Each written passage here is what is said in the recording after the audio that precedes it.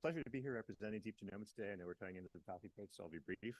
I want to take the next 5 minutes to give an introduction very briefly to the company and then sort of an advertisement for some of the machine learning work that we've recently been doing that I think will be of interest to this community. So as a quick introduction, we are a drug discovery startup. Our mission is to revolutionize drug development by applying artificial intelligence methods to RNA biology. We have a fantastic interdisciplinary research team that combines strengths in computational science, especially machine learning, with experimental biology. We believe that our approach is applicable to a wide range of diseases and different therapeutic modalities. Our main focus in the past couple of years has been developing oligonucleotides designed to increase the expression of particular target genes to treat genetic diseases. So what I want to highlight here is a foundation model for RNA biology that a large group of my colleagues published a preprint on back in September. This is a model called BigRNA. So BigRNA takes a wide one-hot encoded DNA sequence as input and predicts a number of different genomic data tracks at 128 base pair resolution as output. For this audience, I don't need to spend a lot of time walking through that setup, so I'll highlight some of the distinctive features of this model. We've done a lot of work to incorporate individual whole genome sequencing data on the input side and individual RNA-seq data sets from the GTEx database on the output side. So we have data from 70 individuals across up to 51 tissues for each individual that go into the training set, leading to 2,956 individual RNA-seq output tracks. We supplement that with another 700 tracks capturing RNA binding, protein binding data, as well as microRNA binding. So we subscribe to the school of thought that says that the key thing about a foundation model is that it can be applied to a range of downstream tasks. And if you take a look at the preprint, we go through multiple tasks in a dozen different application domains, but I want to just briefly touch on two that I think will be of interest given discussions yesterday and today. So the first is that we find that the model does very well predicting the effects of variants in non-coding regions. So I've highlighted here a case study where we looked at a known pathogenic variant in the gene NAA10. This is a mutation in the 3' untranslated region of the gene, which is known to decrease expression by disrupting a polyadenylation site. And this comes out very clearly in the model's predictions. I've shown in blue the predicted RNA-seq coverage track for the wild type sequence, in red the same for the variant sequence. And you can see the decreased expression, looking at the reduced coverage in the exons, as well as this extension of the high coverage region of the 3' UTR due to the disruption of the poly A site. As you'd hope based off of that anecdote, when we systematically evaluate the model's performance on discriminating between pathogenic and benign variants in 5' and 3' untranslated regions in the Fluenvera database, we get quite good classifiers which match or exceed the results from alternative approaches. Finally, coming back around to drug development, what we found is that the model is very good at predicting the effects of steric blocking oligonucleotides in a zero-shot framework. So for those not familiar with the approach, a steric blocking oligonucleotide basically is a way of saying, all right, I have a functional region or suspected functional region in RNA transcript. I'm going to synthesize a complementary molecule to bind to it and prevent it from interacting with its natural interaction partners and suppress its function. The model has never seen data from cells treated with oligonucleotides, but what we find is that you can very reliably get good results by taking the binding region of your oligonucleotide and just zeroing out the one-hot encoding of the sequence. So for instance, you can use these molecules to modulate splicing, for instance, skipping exons. And when we go through and compare BigRNA's predictions to internal experimental data from 620 oligonucleotides skipping a range of exons, we generally see quite good correlations between the model's predictions and the exon skipping effects across those oligos at a consistent dose. We can compare this to doing a similar prediction approach using Splice AI, which is already a pretty sophisticated splicing model. And we see that in this case, going the extra mile or many miles to build a foundation model has gotten us improved performance on this task, which is really relevant to what we want to do. I'll wrap up there. Very happy that the company can support this community. Great to be here as a sponsor. If you have questions about this work or deep genomics, I'm happy to talk. I'll be around all day today. My colleague Andrew is in the back and can also take questions. We are currently hiring for a director of machine learning. If you know anyone who might be interested, that posting's on our website.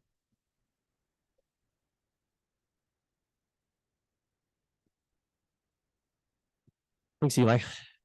So with that, that's the last talk before the break. So let's take a 10-minute break for coffee and then come back and we'll have another 3 talks.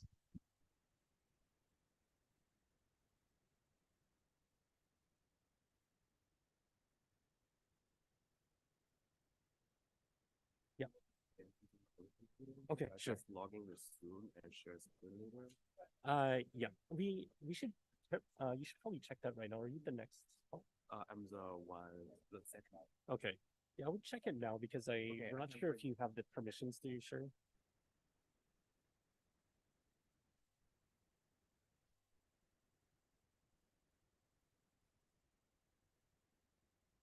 I see Pastor's email that I can log Yeah, in as can a you just panel. scan?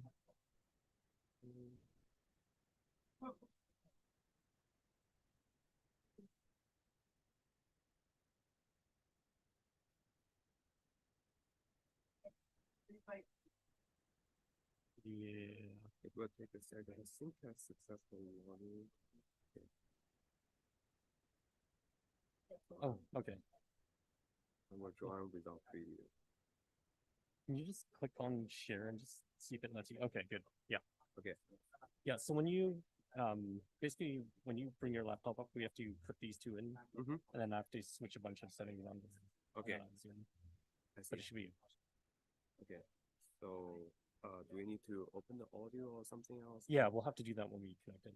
I see. So I also need to join the audio device. Yeah. Okay. So do you pronounce your name Gang or Gong? Gong? No. Okay. Yeah. Thank you.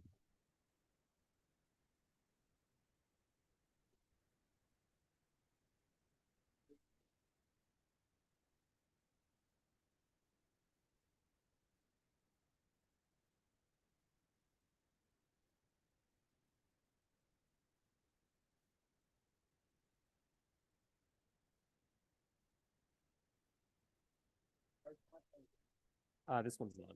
I think that one's dead. What are we doing? Not sure. Have batteries? Oh yeah, there's a. I don't know if those are fresh here. Very cool.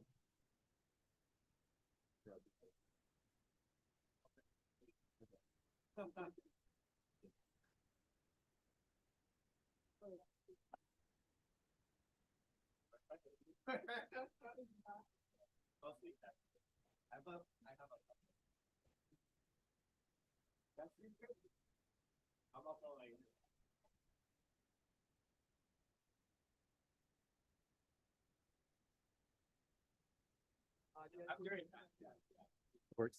Okay. Awesome. The question I was going to ask you is so a bit of a master.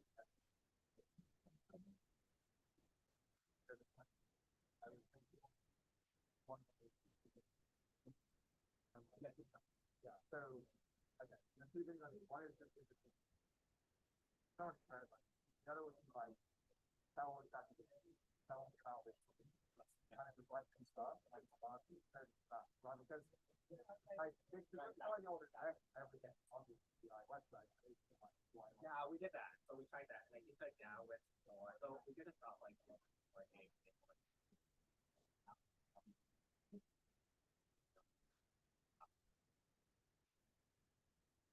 definitely. I think something that you know it's really good at these tasks. But I think it's also comes from the like fact that like people name them because they are something like that. Like you know, like CD8 and CD24 they have a really close embedding in any large reference problem because they share the structure that is the CD family.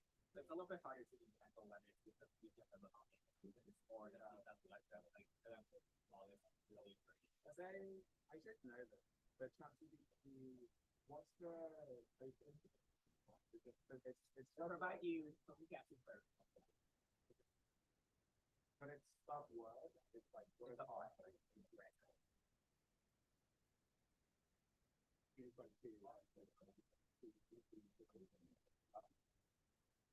Not so I didn't do that.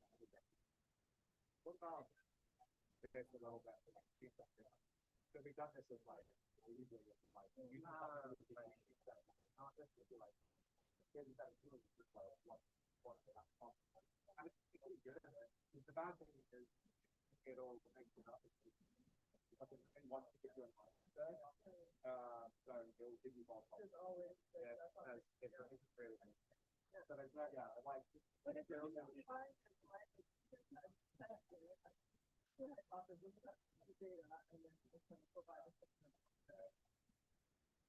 Using like some very simple.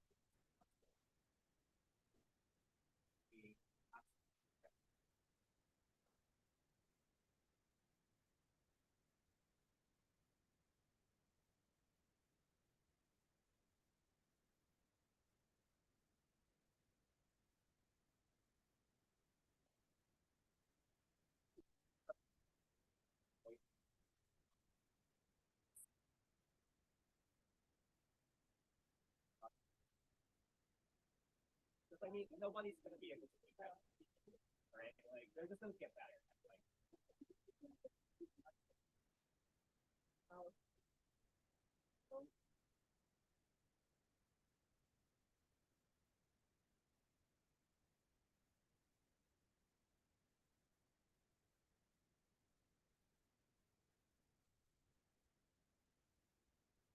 someone can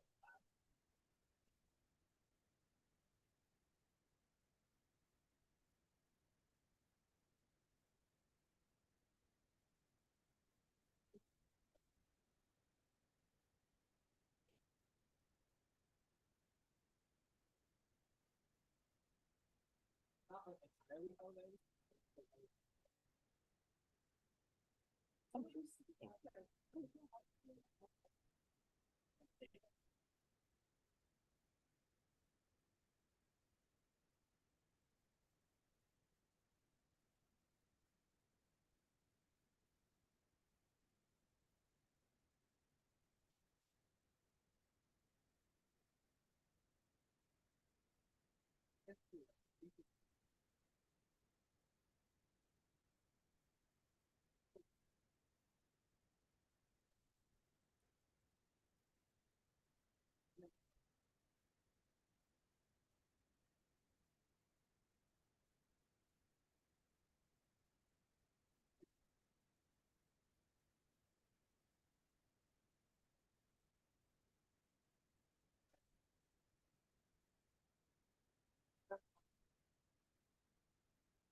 that's the question whether it's